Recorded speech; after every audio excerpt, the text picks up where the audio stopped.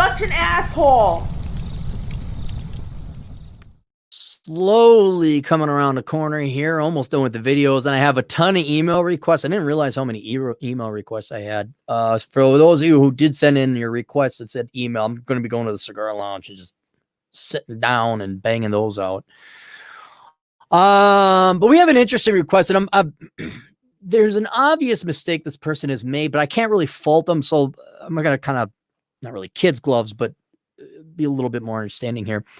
How to increase rank, more book sales for my book. How to market, increase rank, more sales for my book. Hi, Aaron. It is Skylar. You helped me out with building my website, menhobbies.com, being as I'm a website designer, and you gave a lot of good tips to improve and build a church and have to be patient because the market is oversaturated. However, you said I should keep my job in the Army, and I have for the past 6 years and plan to re-enlist. Good. Currently hold a bachelor's in general studies. Worthless, completely worthless. You should have gone IT. That's what you should have done, but neither here nor there. New problem. Today I've published a book, Master Your S-Curve in Innovation. I've provided the link down below, so if you guys want to check it out, help the guy out. It is for sale on Amazon, however, running into some of the same problems as the website. There are a lot of books out, and I have no real platform or church yet. And for those of you to give reference, you kind of want to get on the internet, publish books, menshobbies.com, become part of the Red Pill community. I said, well, look, it's no different than like, what's the business model you create? It's identical to a church, except it's internet. This is why I want to do podcast pastor, but no pastors have any business sense about them. I said, well, look, you got to start, and you got to, no pastor comes out and boom, he's Mr. Hare. What's this guy? Why can't I remember his name? Joel Osteen. I mean, you got to start somewhere, and you have to have a good message, and you have to tell, and you got to be quality, and it takes some time. I mean, a lot of people, oh, how'd you get there? Well, I didn't poof have 83,000 subscribers out of nowhere. I started in 2004 writing a blog regularly, and I built up my audience then. Heck, I wasn't even trying to, I was just like, I needed some therapy just to vent. But it was the consistency, and slowly, now we, kind of, I'm a little bit bigger now, and people kind of know who I am. But it was a long haul. But it's the same thing with the church. Start out small, word of mouth, congregants bring more congregants. You produce good stuff, and there you go. So that's kind of the advice I'd given them. And for any of you who want to do it, it's the same thing there. But then when you drop a book, if you don't have an audience to sell it to, you're a pastor. You're a great pastor, but you're in some small little rink-a-dink town, and you have a congregation of 100 people. You say, hey, I wrote this book about Christ. Could be the world's greatest book, but you only got a congregation of 100 people. You need a larger audience. It's for sale on Amazon, however, running into the same problems as a website. There are a lot of books out, and I have no platform or church yet. Any suggestions on how to make more book sales for my book and the best way to market it? Also, should it be self-published or try to get a publisher? No. Don't get a publisher. No, publishers are dead. You're going to waste your time. Don't even bother. Also, should there be a website for the book? Should I have a business built around the book? No, you already have a website, menhobbies.com. That's fine. All right. Without growing your audience organically, the only real way to do it is to find other websites that are bigger than yours, other influencers or internet people who have a podcast or YouTube, whose audience and market, this goes for regardless of whatever it is, that is what your book is about. Pay them to advertise it, but ideally review it. That's the best way. And I don't know how much time or how much money you got, what's your budget, but sometimes, like, for example, some of the best money I ever spent was paying Tom Likas to advertise my books. That's how I kind of got right there. Now I had my audience, I built it organically, but if it was not for Tom Likas, and he kind of very fair, very affordable, very reasonable. So I would right now, because you're talking about men's stuff. Yeah. Look up Tom Likas, go advertise with Tom. But another one was Better Bachelor. I paid Joker good money to read my book because his time is very busy, very valuable, but it was worth it because the return on investment was there. And unless you're going like a super huge celebrity like Tim Pool or something, I don't even know if he takes advertisements. Usually you'll find people for under $1,000, they'll review it. So if you're in that realm, I'll review it depending if it's an audiobook and how long it is. But usually I'm around $400. Some of the people with smaller audiences will obviously charge less. People with larger audiences are going to charge more. Some people probably won't even bother. Like Rollo will not bother doing a review of your book. He's just too busy with his other stuff going on. Rich probably too busy. This stuff. But maybe Joker would. All right, so that's the best way. You don't want to waste your time with a publisher. You're going to save a lot more money. Like, oh, should I waste my time with a publisher? No, take the time you have spent going to a publisher, which is going to be like literally about $200 to $300 of work. Go work up extra shifts, go work up that money, and spend that directly advertising to your audience through the internet, through influencers, because it's very specific and targeted to those people. No one goes to Barnes and Noble. No one reads the newspaper. I mean, unless you want to sell to boomers. Oh, I saw on Anderson Cooper, he said something about white hair and being a trust fund baby to the Rockefeller. He recommended a book that everybody else is reading. So I want to be like everyone else. No, that's no longer the game. The game is narrow, focused, niche, targeted marketing. And thank God you could do that because you got the internet. I wouldn't even bother with Facebook or Google it. No, I've had no success with that. Find out who the most influential people are, digitally speaking, social media speaking, that do podcasts and YouTubes and all that other stuff, and pay them to review your book. Even if it's a bad review, that's still getting it out there as long as they're honest about it. So people say, oh, I know Bob, and Bob didn't like this book, but I understand why Bob didn't like the book, and I'm not like Bob. I disagree on one, but I'm going to buy this book. And so there you go. That would be the best way. Should I build a business behind? And he says, great books, by the way. Favorite is The Black Man's Guide Out of Poverty. Oh, thank you. All right. So then I ask a question. I say, well, I looked at the book. What makes you a professional telling people how to be professional? No offense, but you are not rich. You are not retired or experienced. Why would you write a book on success when you yourself are still working towards it? And here's what I didn't get. Why is it published on Amazon India? Unless you're Indian. And, you didn't answer that question. Maybe because my email got thrown into it. But here's the thing: you also need a cachet, and this is where building up your audience comes in. It took years. It took over a decade. And books, like if you go back, my first book, which I think is one of my best ones, actually, especially adjusted for age, is Behind the Housing Crash, because I came out way ahead of it. It was some of my best economic work, if not my best economic work, but it's my least selling, least popular book. Why? Because I wasn't that big back then. It took decades and writing multiple books and producing content that was high quality that people naturally shared. And then all of a sudden, Glenn Reynolds over at PJ Media picked up on it. And, he picked up on Worthless. You're right. And another thing you could do is kind of get ahead of the curve.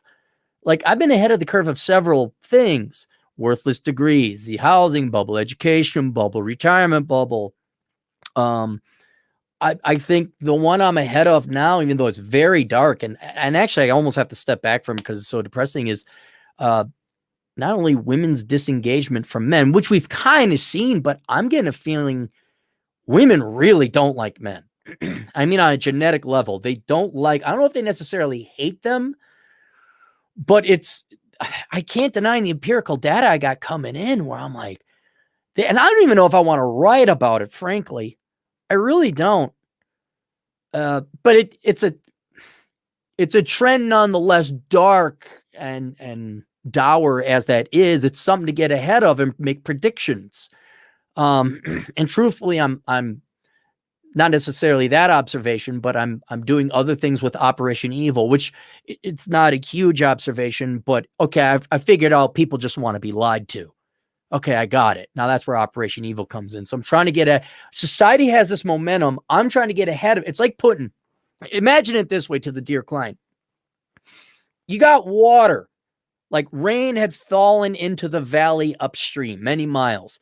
And a lot of water is coming down this valley, but it's not there yet. If you want to generate electricity, you got to get downstream of that rushing water and put your hydropower plant there. You got to put the windmill, not the windmill, the water mill up ahead of the water. You can't be behind it because the momentum's already gone through. You got to get ahead of society's momentum, plant your hydro plant down there, and then get all that momentum. So you want to you got to get ahead of society if possible, which usually requires facing some uncomfortable truths and facts, being unpopular, and then planting your flag down, saying, this is what's going to happen. I'm putting it here. And then when that hits, boom, the thing, like, it was a little bit late, but I have a client, I'll recommend it here. For example, relatively unknown guy, Randall Bentwick, which is his pen name. It's not his real name. I know the guy actually. While the Kavanaugh hearings were going on, he wrote a book called The Pence Principle. Very timely, very germane, just not far enough ahead. Just not far enough ahead. And it's still very germane to today, but that momentum of, the Pence Principle not being left alone with women essentially that aren't your wife in a professional setting. It's even more germane today. I should have linked to that below. Everyone go get, I might even have a copy of Randy's book here somewhere. But there's an example of it's timely. And here's another thing. Like, frankly, I don't get to write books about what I want. What I really want to write books about is a Western. I got a great Western. It's simple formula. Just a good popcorn book that would be turned into a movie if Hollywood had any sense. And then I want to write a comic book. I got a great comic book idea. I can't find an artist. But here's the thing. Both of them aren't going to sell. People don't want that. I got to respond to what society wants. I got to get ahead of what society wants. I got to write that book. And I also have to write and I would like to write about economics, but I mean, even you go get this book, the book on here's a perfect example. I even talk about the first chapter in the book of Numbers, how I started off as economics. I want to write about economics. And as I became more and more entrenched, for lack of a better word, in the social medias, more and more men, predominantly, the primary demand was, how do we apply economics to getting to girls? Why? Because the number one economic transaction is between men and women. The largest amount of demand is not for oil or metals or diamonds or whatever else. It's for women. And it's not half, way more than half the demand. Because men, and here's the sad fact, men produce about 75-80% of the real stuff that matters in the world. And we certainly created all the innovations of technologies. And when you remove BS factors in GDP, like teachers or guidance counselors or social workers, all that bupkis, the real stuff that men produce the vast majority of the wealth, and they control, at least for that initial spending, the vast majority of the wealth is targeted towards the pursuit of the fairer sex. So technically I never left economics. I didn't really want to write about that. I mean, it's fun after a while, but nope. That's what I got to write about, this right here. So this is a cost-benefit analysis of that pursuit, the only one of its kind. I will admit that was kind of a fun one to research and write. That one was kind of in something I'd like to write about. But what I really want to write about, don't matter. People don't want that. They don't want another Western. They don't want another comic book, although this comic book would be kind of red pill. And if you know any comic book artists who are reliable, meaning you don't, I'm having an emotional millennial moment. My parents, are you 32? Yeah. Why are you living at home still? I'm thinking on me. Do you want work or no? I'm in this place. I'm in a bad place. Yeah, I was in a bad place too, man. And that's how I forged myself into what I got now. Anyway, that's why we're not going to have a comic book, no matter how awesome it would be. You got to write what people want, what sells. Your book, who the hell are you? And yay, another lead your way business management book. No.